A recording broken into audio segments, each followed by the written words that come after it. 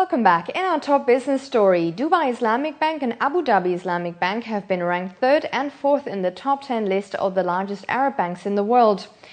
The list, compiled by the Union of Arab Banks in Beirut, held Saudi Arabia's Al Rajhi Bank at the number 1 spot at the end of 2010, holding over $49 billion in assets, representing nearly a fifth of the overall assets of the Arab region's Islamic banks.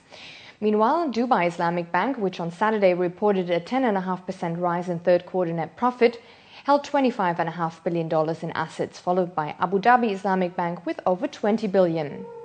2011 has been a significant year for Dubai's aviation sector, having announced investments of $7.8 billion into Dubai International Airport as it seeks to expand its airspace by 2020. With the Dubai Air Show set to take place on the 13th to the 17th of November, this year will mark a milestone for the show given the current expansion plans, and it will also be the last time the show will take place at Dubai International Airport. Lourdes Sexton has more. Dubai's aviation sector is much more than a sum of parts. Together, Dubai International Airport, Dubai Duty Free, Emirates Airline and Fly Dubai have created a very successful global aviation platform. An investment of $7.8 billion is currently being pumped into the Dubai airport and airspace expansion. This means that Dubai International will have the capacity to hold over 90 million passengers a year by 2018. Concourse 3, which is specifically designed for the A380, will be finished at the end of 2012. So with the addition of Concourse 4 and the expansion of Terminal 2, we will have about 675,000 square meters of extra capacity added. Dubai International sees more than 4 million passengers a month passing through their doors. So it should come as no surprise that Dubai Duty Free has benefited from this, announcing sales of just over $1 billion for the first 9 months of this year. I think we must look at the number of passengers flying through Dubai Airport and the growth in numbers, which I think is about 7% from January till September. We're well ahead of the growth in passenger numbers, so there are other factors which are helping us grow the business. For example, there are quite a few Chinese passengers now coming from east to west and west to east, and they're fantastic spenders.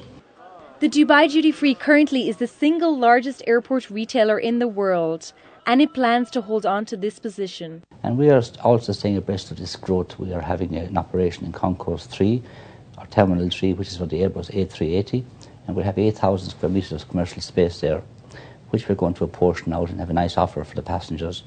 The emphasis there, again, is going to be on the key brands such as liquor and cigarettes and perfume, but we're trying to introduce a fashion model there. Emirates Airline's rapid expansion and the growth of Fly Dubai are paramount to the success of the Dubai airport and duty free. Emirates Airline alone has ordered 90 new A380 aircraft, which will make it the largest A380 operator in the world. Emirates is the fastest growing airline in the world, and now Fly Dubai is also one of the fastest growing low-cost carriers and also airlines in the world. They contribute about 60% of our total passenger numbers. Hence Terminal 2, which we're going to be expanding for Fly Dubai to be able to give them the capacity that they need, and also with Concourse 3 finishing, which we'll have 20 air bridges and gates specifically for the A380. In 2010, the number of global passengers notched over the 5 billion mark, and as we look into the future, this is expected to grow. But one thing is for certain, Dubai's aviation infrastructure is getting ready to meet this demand. Lourdes Sexton, 7 National News. Strong gains for the region's stock markets today. With that, let's now look at the UAE's main indices as well as those from the GCC region.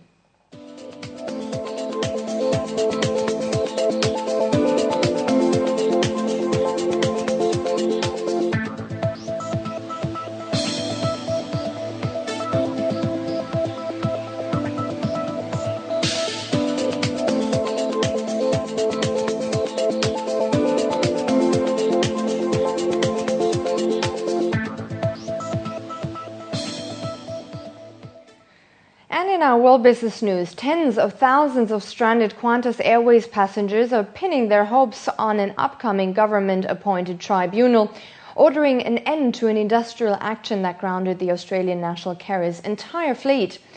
Qantas grounded more than 100 aircrafts around the world on Saturday, seeking to bring to a head a prolonged and increasingly bitter battle with its unions over pay, working conditions and plans to set up 2 new airlines in Asia. Qantas CEO Alan Joyce, who is no stranger to clashing with unions, has angered not only them, also the Australian government, but even more so the nearly 70,000 passengers worldwide. However, if the Fair Work Australia Tribunal puts an end to the industrial action, Joyce indicated Qantas could be flying again on Monday. I apologise sincerely to all of the passengers that have been impacted by this, but the company was left with no choice because every week with the union action, tens of thousands of passengers were being disrupted. And the union said they were going to continue with this for the next year. We had to bring it to a close. That's going to cause less disruption to our customers in the long term. With the rapid escalation of this dispute today, what we are seeing is a circumstance with this industrial dispute that could have implications for our national economy. The Eurozone's rescue fund was awarded a AAA rating from the world's largest rating agencies, Standard & Poor's, Fitch and Moody's, just 2 days after crisis talks on Greece bailout came to an end. Experts believe that the top-notch rating will help boost investor confidence surrounding all European debt issues. Meanwhile, the head of Europe's rescue fund, Klaus Regling, sought to entice China on Saturday to invest in the facility by saying investors may be protected against 20% of initial losses and that bonds could eventually be sold in yuan if Beijing wants the Europeans to. But China is said to want more details about plans to boost the Eurozone bailout fund before making any decision on helping Europe. The foreign exchange reserves of China go up every month, and therefore there's a need for investment. And that's also my experience talking to the Chinese authorities, that they are interested to finding attractive, solid, safe investment opportunities. And I'm happy that EFSF bonds have been considered to be in that category in the past. And therefore, I'm optimistic that we will have also a longer-term relationship because we will continue to provide safe, attractive investment opportunities. Before we go, here's a quick overview of the oil, precious metals and currency markets. And after that, we have the day's sports news for you.